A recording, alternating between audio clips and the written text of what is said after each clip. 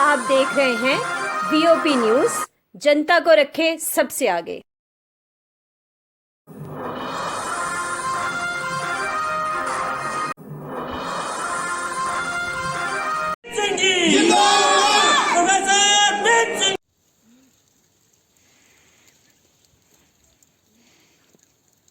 जिंदगी बहुत बढ़िया है, बहुत चल रही है।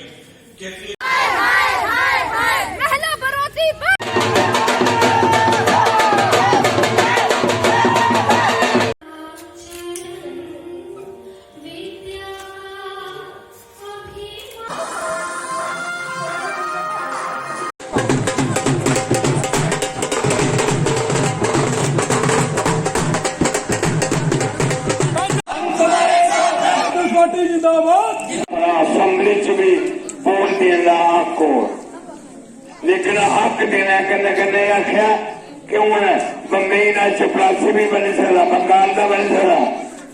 तुम बनो ना बनो, थोड़े स्कूल कुत्थे करोड़पति के लोग उन्हें बड़े बड़े स्कूल बना दे, उनके बच्चे जो स्कूल जाते ना, उस स्कूल च एक महीने का 30-40 हजार पैसे थोड़ा बच्चे स्कूल पंजे स्कूल अब कितने में पता पंजे स्कूल कितने मास्टर हैं, कितने पढ़ाते हैं, वो इतने लगते हूँ जो लगन कलकत्ता से बंगाल से कि भाषा बोल के थोड़ा बच्चे पढ़ाएंगे कि सरकारी।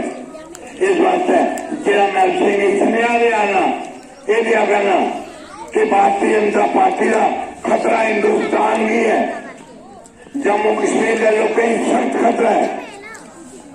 सारिया जमीन गई, जायदाद गई, घर गए, नौकरियां गई। आज लगे ना अगर अस दिल्ली जाइए या बम्बई जाइए ऐसे कुछ नौकरी भी देनी, इतना नौकरी जाके पंजाब जैसे 4 इंच जगह देनी। इस वास्ते मैं लगता है पार्टी बना दी है, ये पूरे जम्मू कश्मीर के लोग की रक्षा, अधिकार की रक्षा, माता वैष्णो थोड़े कन्ने, पीर बाबा थोड़े कन्ने, गुरु नानक देव जी थोड़े कन्ने।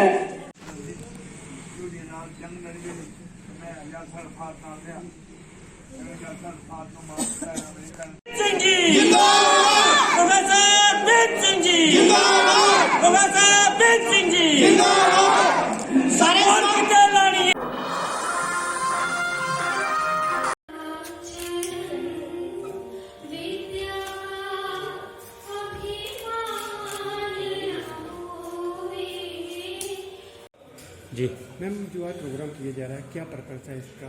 ये यायावर का लिटरेरी फेस्टिवल है, दूसरा एडिशन है। पहला एडिशन हमने पिछले साल किया था।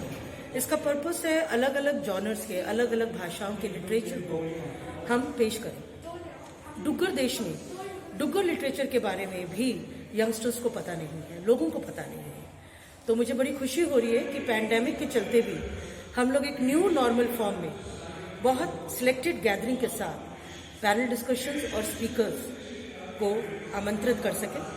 हमारे साथ आज पद्मश्री शिव निर्मोही जी हैं, मिस्टर प्रदीप दत्ता हैं, senior editor of times now TV channel. हमारे साथ ब्रिगेडियर राजीव माहना हैं, SM, VSM एंड YSM। हमारे साथ retired IG IP Johnny Williams हैं, डोगरा एक्टिविस्ट सुगम बराल, अजय सिहोत्रा। तो इस बारी हमने, क्योंकि पैंडेमिक चल रहा था, वोकल फॉर लोकल का प्रण लिया और हमारे सारे पैनलिस्ट और ऑथर्स लोकल एरिया से, जम्मू रीजन से हैं। शिव निर्मोही जी उधमपुर से अभी आए हैं, जो डुग्गर के ऊपर बात करेंगे। हम बात करेंगे LAC सिचुएशन जो चाइना में चल रही है अभी लद्दाख में। हम बात करेंगे कि कैसे एक शहर का कल्चर आपके लिखित स्टाइल में आता है, राइटिंग स्टाइल में आता है। अलग अलग हमारे पास आज ग्रुप कैप्टन रिटायर्ड एयरफोर्स से स्काई डाइवर कमल सिंह ओबरा है, जो एडवेंचर हमारी जिंदगी में कितना महत्व रखता है उसके बारे में बात करेंगे। हमारे साथ सुरेंद्र नीर कौर हैं, जो साहित्य अकेडमी की अवॉर्डी हैं। वो अपनी किताब पंजाबी में माया, उसके बारे में बात करेंगे। सेकंड विंड किताब है मिनल अरोड़ा की, हम उसके ऊपर चर्चा करेंगे। सोनी महिवाल, जो एक बहुत ही हिस्टोरिक पेंटिंग है, आज माइम के जरिए वो लाइव स्टेज पे आएगी। शिव अक्ष एक थिएटर ग्रुप है, वो ये पेंटिंग के जरिए सोनी महिवाल की हिस्टोरिकल स्टोरी दर्शाएंगे। आपने बात की है डुग्गा प्रदेश की, देखा जा रहा है कि जम्मू का जो कल्चर है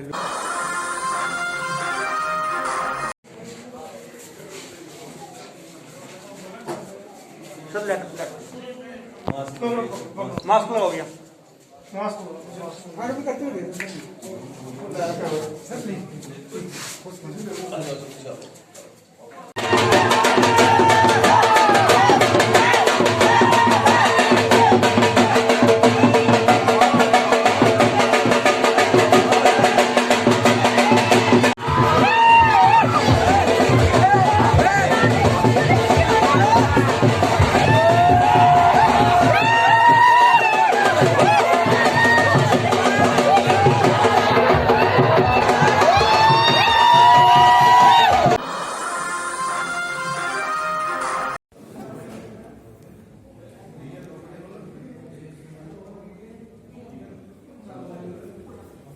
करें शुरू?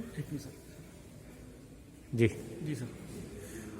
अमेरिकन ऑन्कोलॉजी इंस्टीट्यूट जम्मू ने यहाँ पे आज rotary club Jammu Tawi, rotary club Rajouri और रोटरी क्लब त्रिकुटा के साथ मिलके एक कैंसर स्क्रीनिंग कैंप और cancer awareness health talk organise किया था, जहाँ पर हमारी अमेरिकन ऑन्कोलॉजी इंस्टीट्यूट की पूरी टीम ऑफ डॉक्टर्स आई थी।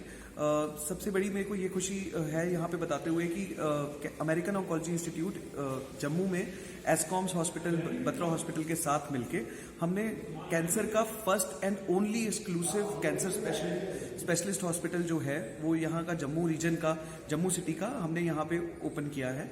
और हम सारे ट्रीटमेंट्स जो कैंसर पेशेंट्स को चाहिए होते हैं, कीमोथेरेपी, रेडिएशन का ट्रीटमेंट, पेशेंट को सर्जरी चाहिए होती है या जो पेट सीटी स्कैन है, वो सब पेशेंट को एक ही छत के नीचे यहाँ पर अमेरिकन ऑन्कोलॉजी इंस्टीट्यूट में मिल सकता है। यहाँ पर आयुष्मान भारत के सारे इंश्योरेंस पेशेंट्स, ये सब एम्पेनलमेंट्स पहले से ही इस हॉस्पिटल के साथ है, हमारे हॉस्पिटल के साथ, ताकि पेशेंट्स को, जो पुअर और नीडी पेशेंट्स भी हैं जिनको पैसे की कमी है, जिसके कारण वो इलाज नहीं करा पा रहे थे, वो यहाँ पर आकर आयुष्मान भारत के अंडर अपना ट्रीटमेंट करवा सकते हैं। सर नाम क्या हॉस्पिटल का नाम? आपका? मेरा नाम डॉक्टर मयंक पुरी है और मैं हॉस्पिटल को एज द यूनिट हेड मैं इसको हेड कर रहा हूँ। और सबसे बड़ी बात है कि अगर कोई पुअर पेशेंट आता भी है, जिसको कोई ऐसी ज़रूरत भी हो, जिसके पास शायद आयुष्मान भारत का कार्ड ना हो या कोई और प्रॉब्लम हो या इंश्योरेंस नहीं है, उसको भी मैक्सिमम डिस्काउंट्स देके जो भी हम उसको बेस्ट ट्रीटमेंट दे सकते हैं वो यहाँ पे प्रोवाइड करेंगे। क्योंकि हमारा मानना है कि कैंसर एक ऐसी बीमारी है जहाँ पर पेशेंट पहले से ही बहुत परेशान होता है, तो उसको जो हम सिर्फ ट्रीटमेंट के बेसिस पे सिर्फ बेस्ट ट्रीटमेंट ना दें, उसको जो बेस्ट केयर है, जो उसको बेस्ट हेल्प दी जा सकती है, चाहे वो फाइनेंशियल हेल्प है, चाहे वो नर्सिंग केयर है, चाहे वो डॉक्टर की केयर है, वो हम उसको प्रोवाइड करने की पूरी कोशिश करते हैं। Thank you. जी गुड आफ्टरनून। मेरा नाम डॉक्टर जगमोहन सिंह है, consultant radiation oncology in American oncology institution. आज इस कैंप का करने का मकसद हमारा ये है कि लोगों को इस चीज़ के लिए जागरूक करना कि स्क्रीनिंग, कैंसर की स्क्रीनिंग हमारे सबके लिए कितनी ज़रूरी है। स्क्रीनिंग और प्रिवेंशन से सबसे बड़ा फ़ायदा हमें ये होता है कि किसी भी बीमारी, अगर हम कैंसर लेके चलें तो उसकी अर्ली डिटेक्शन होना बहुत ज़रूरी है, ताकि हम उस डिज़ीज़ को क्योर कर सकें और इंसान की जान बचा सकें। हालांकि हमारे इस सोसाइटी में ऐसा होता है कि स्क्रीनिंग नहीं हो पाती है और जो पेशेंट हमारे पास आते हैं वो लास्ट स्टेज में आते हैं, जिससे उस डेडली डिजीज़, उस खतरनाक बीमारी से उनकी मौत हो जाती है। तो आज हम यहाँ पे सब इकट्ठे हुए हैं लोगों को इस चीज़ के लिए अवेयर करने के लिए कि स्क्रीनिंग, किसी भी डिजीज़ की स्क्रीनिंग बहुत ज़रूरी है। आपको कभी भी किसी को कोई भी परेशानी आती है, कोई भी सिम्टम 2 हफ्ते या 3 हफ्ते से ज़्यादा रहता है, नहीं ठीक हो रहा है, तो अपने स्थानीय डॉक्टर के पास जाइए और उस बीमारी का पूरी तरह से इलाज कराइए कि वो क्या है, क्या हो गई कैंसर तो नहीं है। अगर कैंसर का इलाज ठीक समय पे उसका डिटेक्शन हो जाए तो हम उसको ठीक कर सकते हैं, अदरवाइज़ वो हमारे से जो बीमारी है वो बढ़कर चौथी स्टेज में जाती है, जहाँ हम हेल्पलेस हो जाते हैं। यही है कि स्क्रीनिंग में बढ़ चढ़ कर हिस्सा लीजिए। Thank you sir.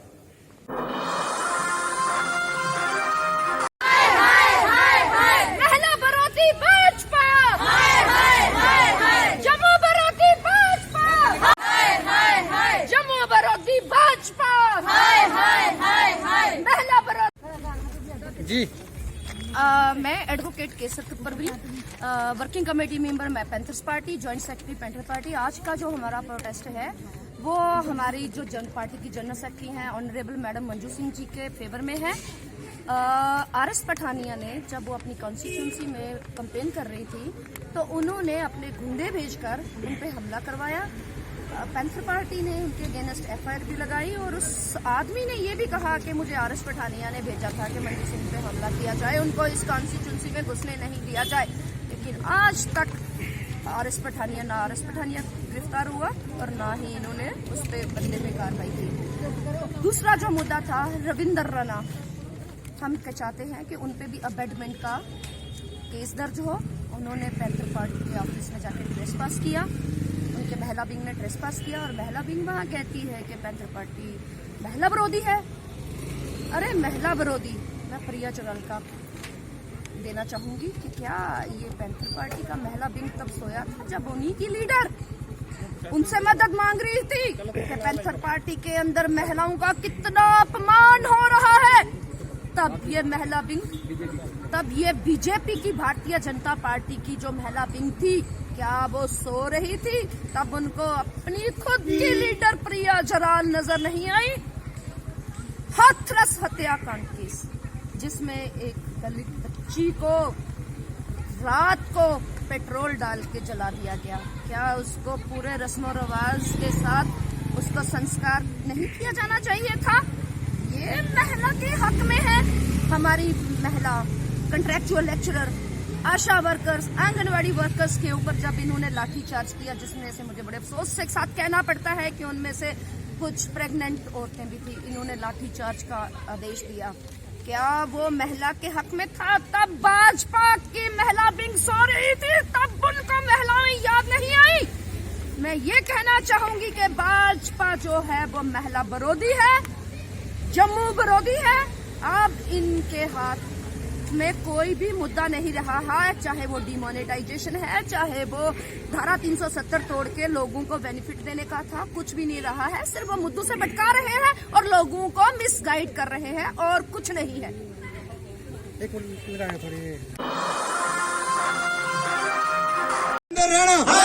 गुंडागर्दी नहीं चलेगी, गुंडागर्दी नहीं चलेगी, तानाशाही नहीं चलेगी, तानाशाही नहीं चलेगी। BJP Ravinder Rana, Ravinder Rana, BJP BJP खट्टू लीडर, खट्टू लीडर नहीं चलेगा, खट्टू लीडर बीजेपी तानाशाही नहीं चलेगी, तानाशाही नहीं चलेगी, तानाशाही नहीं चलेगी। सोन सिंह सरपंच कूनाला।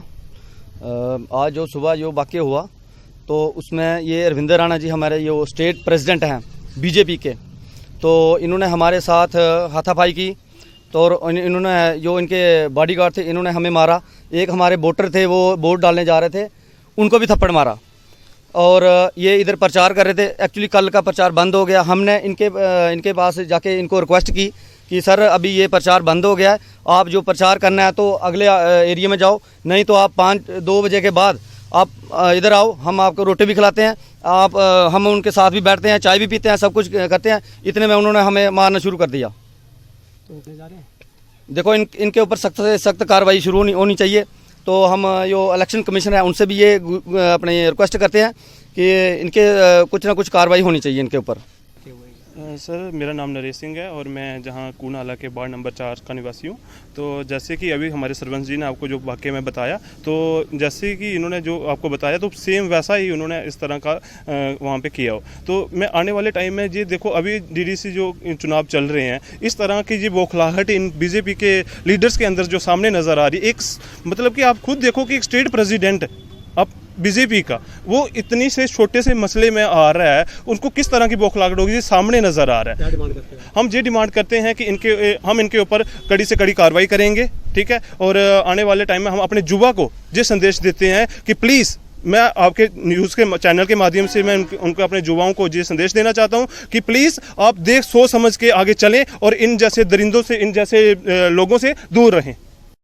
ठीक है sir, please I request you, please इधर आप सर प्लीज यार सरपंच हूँ यहाँ का, प्लीज नहीं आप इधर क्यों आए? मेरी बात सुनो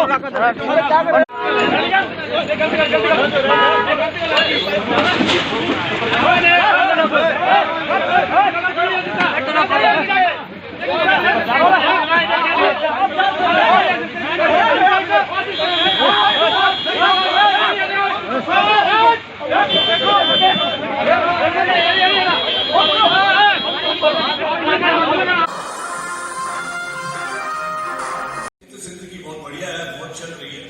कहती है कि मैंने कहा कैसा रहता है कि because we have been talking about the Taliban, so many things poster they asked you one question, what is your role in the literary festival? Neither I am an intellectual, nor a literary person, nor a literary writer, nor an author. So what I am doing here? So I had two, in fact, answers for him. I said I do a literature in hurry because I am a journalist. And who said the hurry can't make a nice tasty curry and which you can cook nice things? The second thing is that I got the literary taste buds. And it's because of the literary taste buds that maybe I am here, because it is some bowling into Suligakum. But thanks for the first time I am sitting on the other side of the fence and I will be talking to you and interacting with you. So the topic, in fact, when I discussed with Nupati was that why I chose this topic. Flight of the Fearless Feathers. While she was in my office, I in fact suggested a topic about the women, their struggle in the conflict zone, because I have been covering conflict in different places, different areas. She said, again, you will be talking about the victimhood. So it took me another 40 seconds. I said, let me change it. Flight of Fearless Feathers was something which I felt it is about the women, how they had to be able to carve spaces in the conflict zone. So it is not about the victimhood I'll be talking about. I'll be talking about the victim woman. So she made me, in fact, realize this thing that every time we should not come out with the tear jerkers. Beyond tear jerkers, there are also so many things which we need to be discussing about. So it will be about how the women here had been generating hope in the conflict zone, how they had been generating hope on women amid this kind of hopeless situation, what we call. How they are trying to generate hope in their trauma, the turbulence in their lifestyle which they are having. So I will try to take you to, because one thing when she said that you said you will also recite poetry, I said let it be a poetic journey. It will be the mix of the prose and the poetry, where I try to keep you people also a little bit engaged with certain things. What really led me, the storyteller, to tell you through the story of the women in different areas.